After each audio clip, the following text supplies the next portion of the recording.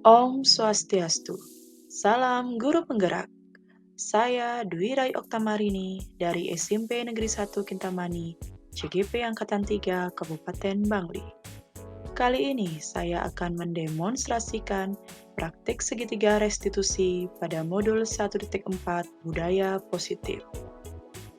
Pada demonstrasi kontekstual kali ini, saya membuat dua skenario kasus pada siswa. Kasus yang pertama yaitu, pagi itu Feby bangun kesiangan.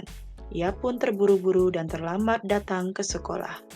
Satpam sekolah yang melihat Feby terlambat meminta Feby untuk menunggu di ruang guru. Karena ketakutan, Feby pun menangis. Satpam kemudian memanggilkan wali kelas Feby yaitu Bu Okta. Bu Okta datang dan menenangkan Feby yang masih menangis. Kemudian Bu Okta meminta Feby untuk menceritakan kenapa Feby bisa datang terlambat.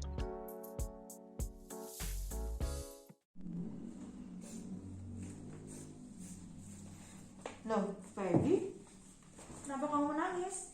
Saya takut, Bu. Saya takut dimarah. Tadi saya terlambat, Bu. Oh, jadi kamu datang terlambat. Ya udah, tenang dulu ya. Jangan menangis lagi ya. Semua orang pernah melakukan kesalahan. Ibu pun pernah terlambat. Ya. Jadi kamu jangan menangis lagi ya, karena tidak ada manusia yang sempurna. Ya. Kamu sekarang tenang, tenangkan dirimu. Tarik nafas dalam-dalam.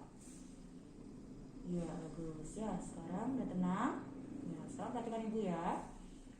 Nah, sekarang ibu ingin kamu menceritakan dengan pelan-pelan kenapa kamu bisa datang terlambat. Kamu pasti punya alasannya kan?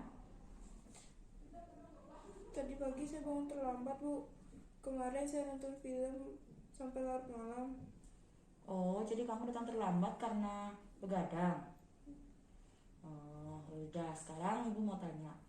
Kamu masih ingat dengan keyakinan kelas yang sudah kita sepakati? Enggak, Bu. Nah, keyakinan kelas yang mana yang berhubungan dengan keterlambatan kamu hari ini? Kita harus disiplin dan datang tepat waktu. Bagus ya, jadi kamu masih ingat. Nah, sekarang bagaimana kira-kira caramu untuk memperbaiki diri? Saya minta maaf, Bu. Saya berjanji tidak akan mengulanginya. Bagaimana cara kamu agar sampai tidak terulang lagi? Saya tidak akan nonton film sampai bermalam lagi dan akan menyetel alarm agar bisa bangun lebih pagi. Bagus ya, jadi itu kamu sudah menyadari kesalahanmu dan sudah bersedia memperbaikinya. Ya, selanjutnya kamu harus selalu ingat dengan keyakinan kelas yang sudah kita sepakati dan jangan lagi begadang. Ya. Ya, Bu. Nah, sekarang kamu boleh masuk ke kelas. Terima kasih, Bu. Terima kasih, Bu. Oke.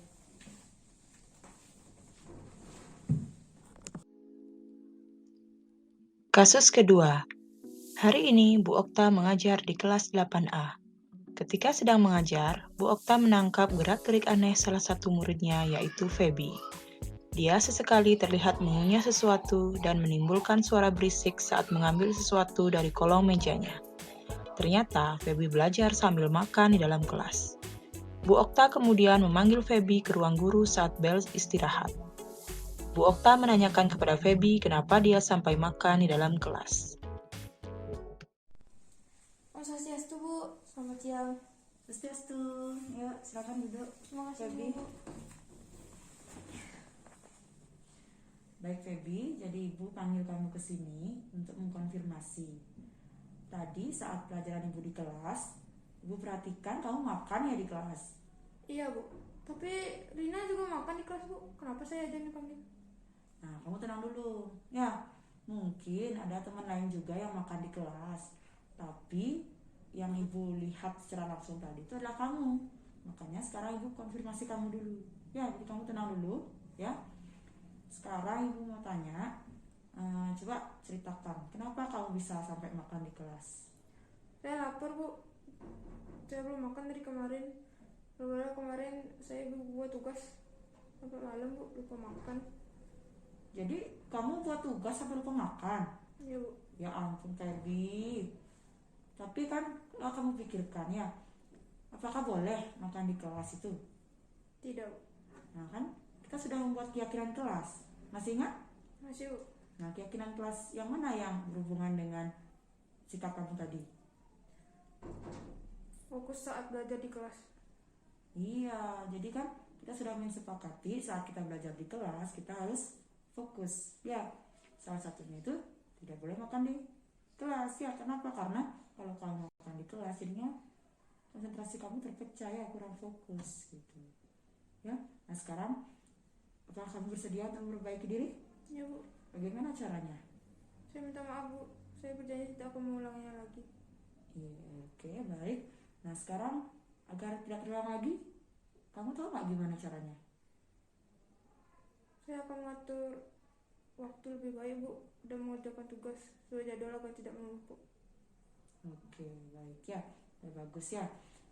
Jadi itulah salah satu solusi yang bagus juga ya. Jadi kamu harus bisa mengatur waktu. Ya, kapan saatnya belajar, membuat tugas, kapan saatnya makan. Ya.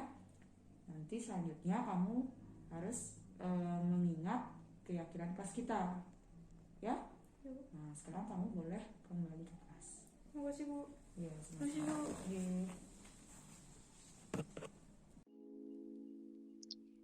Adapun kesimpulan yang dapat diambil dari percakapan pada kasus 1 dan kasus 2, yakni Bu Okta sudah menerapkan langkah-langkah segitiga restitusi, yaitu yang pertama, menstabilkan identitas dengan cara menenangkan peserta didik terlebih dahulu, kemudian mengatakan bahwa setiap orang pernah melakukan kesalahan.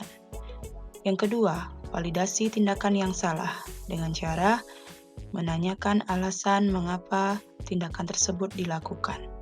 Dan yang ketiga, menanyakan keyakinan dengan cara mengingatkan siswa terhadap keyakinan kelas yang sudah disepakati.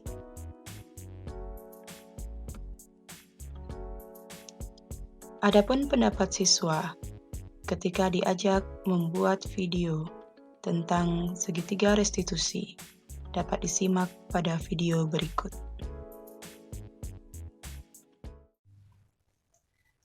Pendapat saya ketika diajak mempraktikkan segitiga restitusi oleh Bu Okta adalah saya merasa senang dan antusias sekali. Karena saya mendapat pengetahuan baru tentang apa itu segitiga restitusi dan langkah-langkahnya. Selain itu, sebagai seorang murid, jika masalah saya diselesaikan dengan segitiga restitusi, saya merasa dihargai karena setiap manusia pernah melakukan kesalahan dan bagaimana kita dapat menentukan solusi untuk memperbaiki masalah tersebut. Sekian dari saya, terima kasih.